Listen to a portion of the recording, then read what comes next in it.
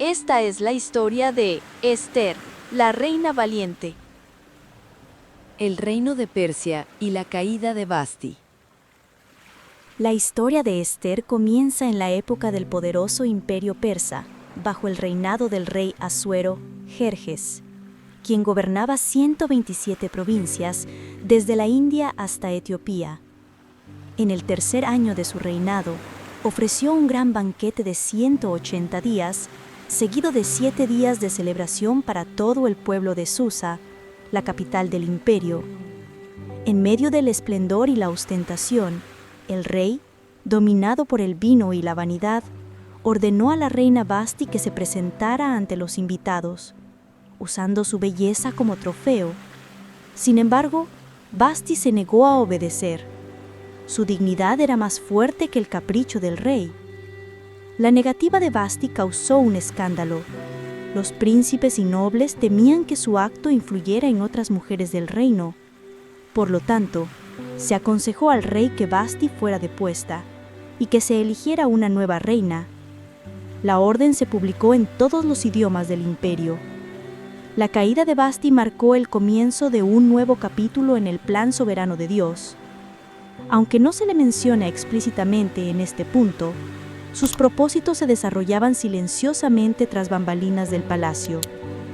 Dios preparaba el camino para levantar a un libertador. El imperio continuaba con sus rituales de poder y orgullo, pero algo estaba a punto de cambiar. En el vacío dejado por Basti, Dios introduciría a una joven judía, desconocida y huérfana, que se convertiría en la protagonista de uno de los actos más notables de la historia bíblica, la salvación del pueblo judío. El joven huérfano con un propósito. Entre los judíos exiliados que vivían en Susa se encontraba Mardoqueo, un hombre justo de la tribu de Benjamín. Había criado a su prima Hadasa, conocida por el nombre persa Esther, tras la muerte de sus padres. Esther era hermosa y sabia, incluso en su juventud. Cuando el rey decidió elegir una nueva reina, ordenó que las jóvenes más hermosas del reino fueran reunidas en su harén real. Esther fue tomada, como tantas otras, pero halló favor a los ojos de todos. Su humildad y discreta belleza la distinguían. Durante 12 meses, Esther se sometió a un riguroso proceso de embellecimiento. A pesar de la pompa del palacio, mantuvo su corazón puro y su identidad en secreto, como le aconsejó Mardoqueo. Buscó distinguirse no con el lujo, sino con la virtud. Cuando llegó su turno de presentarse ante el rey, solo trajo lo que Hegai, el eunuco a cargo, le había indicado. Esta elección reveló su sabiduría y humildad. Asuero quedó fascinado con Esther y la coronó reina, colocando la corona de Basti sobre su cabeza. Incluso en su ascenso, Esther no perdió su esencia. Era hija de Israel, sierva de Dios, colocada en ese trono por una razón que aún desconocía. El cielo estaba preparando el escenario para una crisis, y la reina sería la clave de su liberación.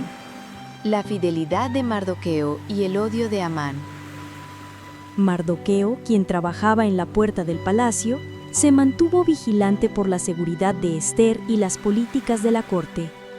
Un día, escuchó a 2 funcionarios conspirando contra el rey.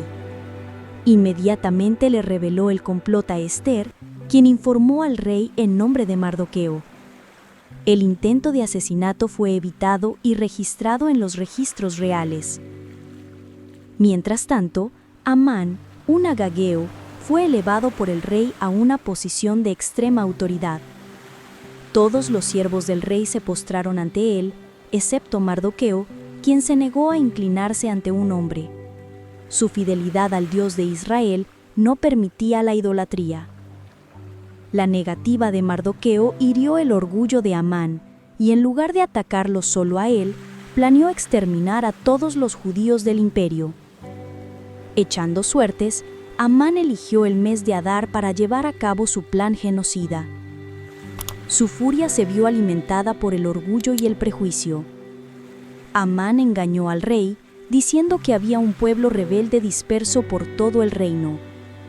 Sin investigar, Asuero le entregó a Amán el anillo real para sellar el decreto de destrucción. El edicto se publicó en todas las provincias. Hombres, mujeres y niños judíos serían asesinados en un solo día. El palacio se llenó de fiesta, pero la ciudad de Susa estaba sumida en el caos. El pueblo judío se vistió de luto. Mardoqueo rasgó sus vestiduras y gritó a gran voz ante el palacio. La sentencia de muerte pendía sobre toda una nación, y Ester tendría que decidir si callaba o actuaba. Ester decide defender a su pueblo. Al enterarse de la angustia de Mardoqueo, Ester le envió ropa, pero él se negó. Ella aún desconocía el decreto.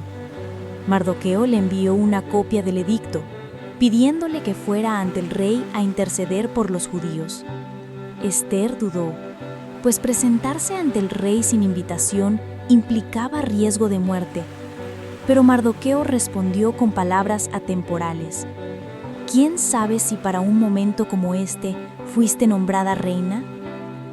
La identidad de Ester y su propósito se cumplieron. La respuesta de Ester reveló su valentía.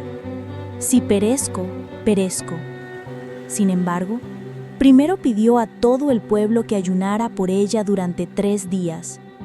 Ester no confiaría en su belleza ni en su posición, sino en la intervención del Dios que todo lo ve.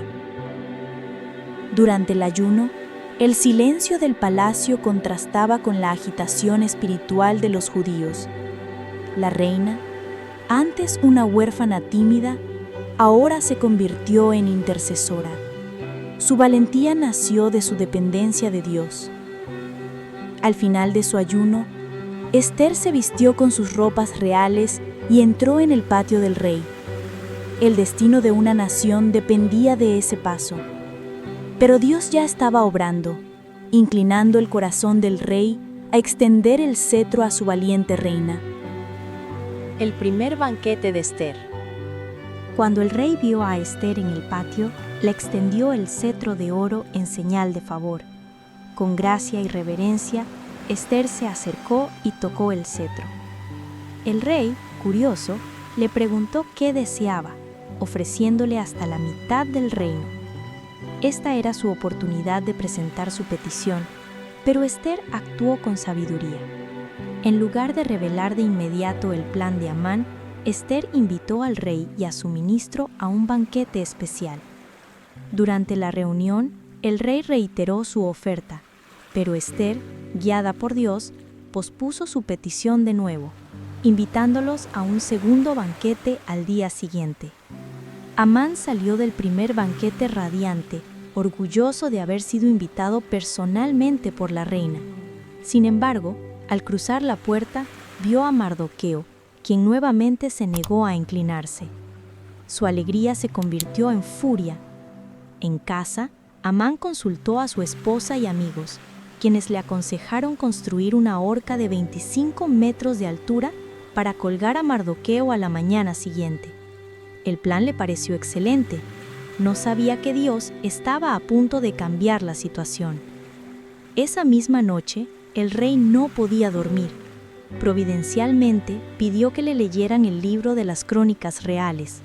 Allí descubrió que Mardoqueo le había salvado la vida y nunca había sido recompensado.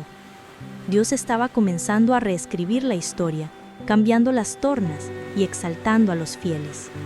La humillación de Amán y el honor de Mardoqueo.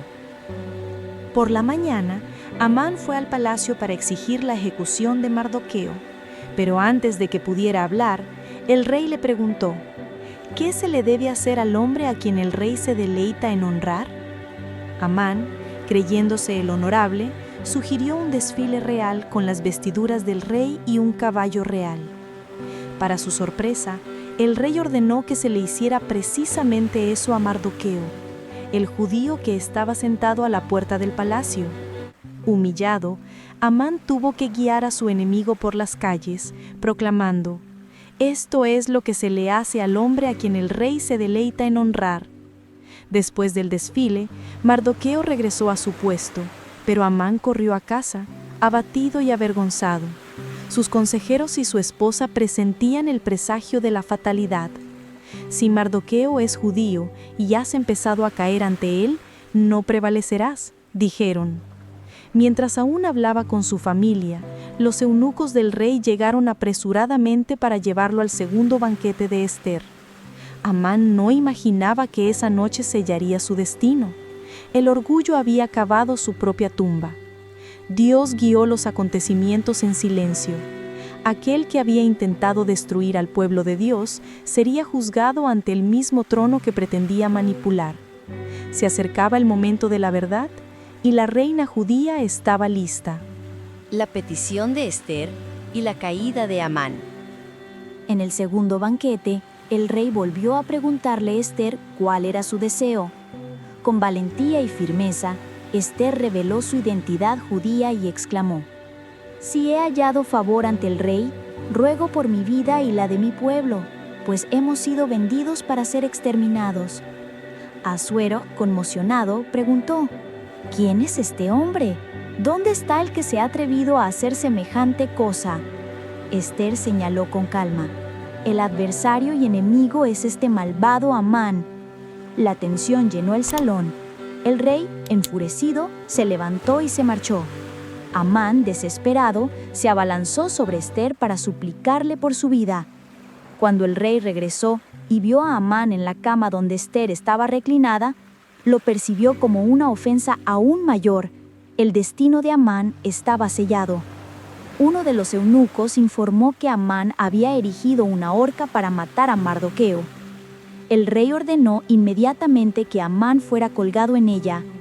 Así, el hombre que conspiró para destruir a los justos murió en su propia trampa. La justicia de Dios se manifestó.